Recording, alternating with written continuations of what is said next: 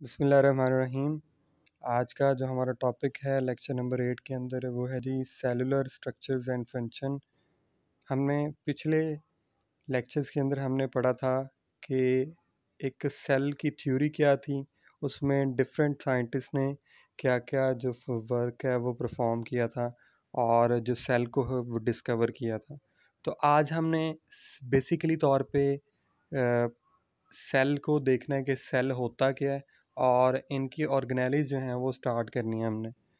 तो सबसे पहले देखते हैं कि यहाँ पे आपके सामने एक स्केच बना हुआ है।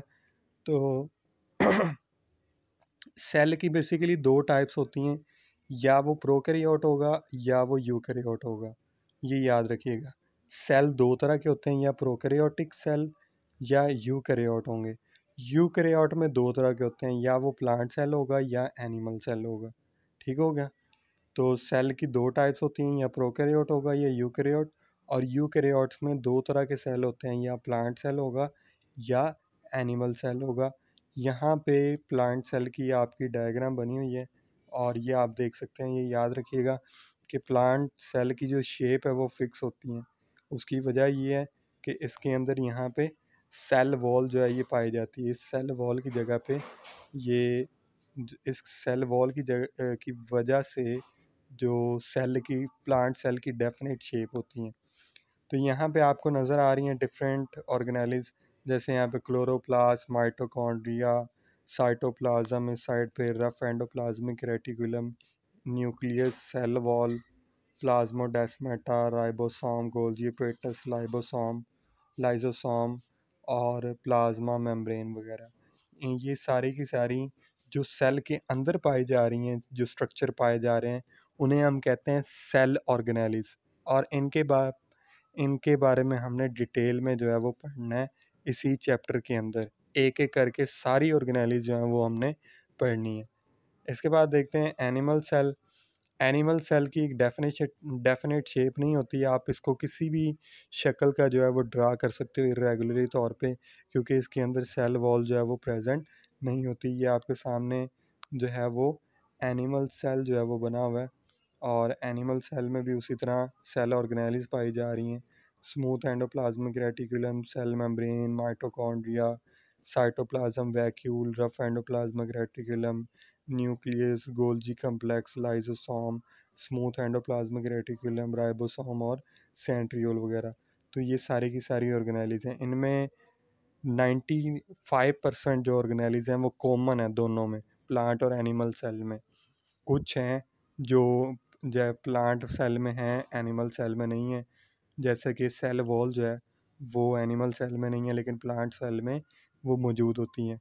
तो उसके बारे में अभी हमने पढ़ना है। इसी तरह जो आपके सामने लाइसोसोम्स वगैरह हैं वो एनिमल सेल में होते हैं, लेकिन प्लांट सेल में मोस्टली एब्सेंट होते हैं।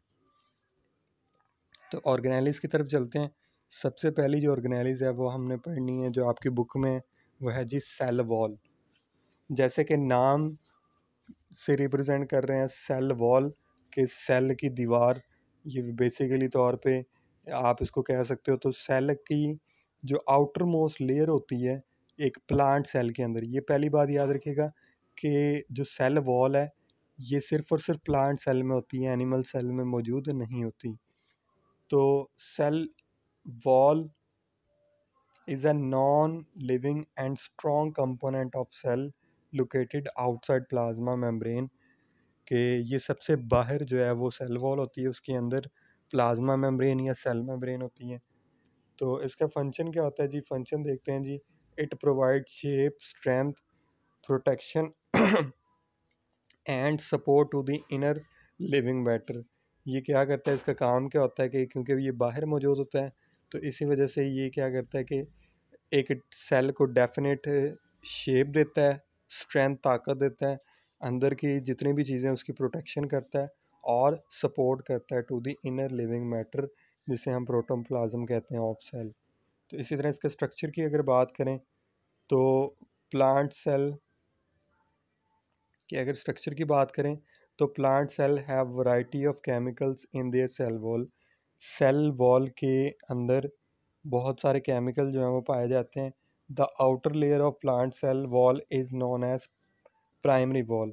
अच्छा, अब एक सेल वॉल है, उसके भी आगे पार्ट्स हैं। अगर आप उसको इलेक्ट्रॉनिक माइक्रोस्कोप में देखोगे तो उसके भी आगे दो पार्ट्स जो हैं वो होंगे, एक प्राइमरी सेल वॉल और एक सेकेंडरी सेल वॉल। जो प्राइमरी है वो सबसे आउटर होगी और सेकेंडरी जो है वो इनर होगी।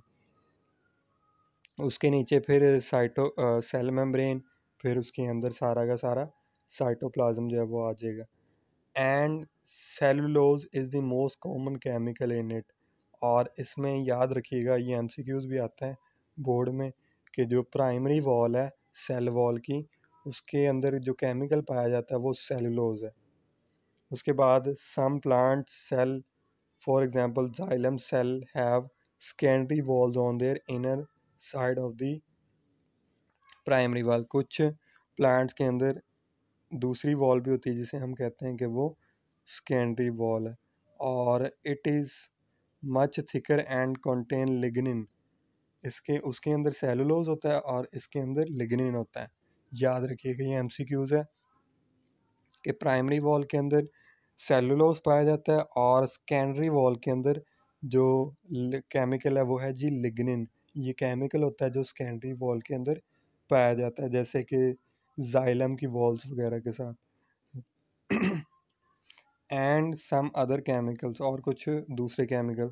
There are pores in cell wall of adjacent cell through which their cytoplasm is connected. These pores are called plasmodesmata. के जब दो प्लांट सेल आपस में मिलते हैं, जुड़े होंगे, तो उन दोनों सेल्स के दरमियान में एक पोर्स यानी कि छोटे छोटे होल्स हो जाते हैं सेल वॉल के अंदर। उन्हें हम कहते हैं कि प्लाज्मोडेस्माटा। ये प्लाज्मोडेस्माटा की डेफिनेशन भी है यहाँ पे, तो उन्हें हम कहते हैं प्लाज्मोडेस्माटा। तो यही यही हमारा सेल वॉल का स्ट्रक्चर और फंक्शन था। इसके बाद इसकी कंपोजिशन देखते हैं। Fungi and many protist have cell wall although they do not contain cellulose. याद रखिएगा कि हमने 5 किंगडम पढ़े थे। पहला किंगडम प्रोकैरियोटा, यानी कि मोनीरन्स, फिर प्रोटिस्टा, फंजाई, प्लांटी और एनिमेलिया। तो फंजाई में और दूसरे प्रोटिस्ट के अंदर जो है वो सेल वॉल तो पाई जाती हैं, लेकिन वो सेलुलोज की नहीं बनी होती। जो है their cell walls are made up of variety of chemicals. उनकी वैरायटी ऑफ केमिकल्स की बनी होती है, जैसे for example chitin is present in cell wall of fungi.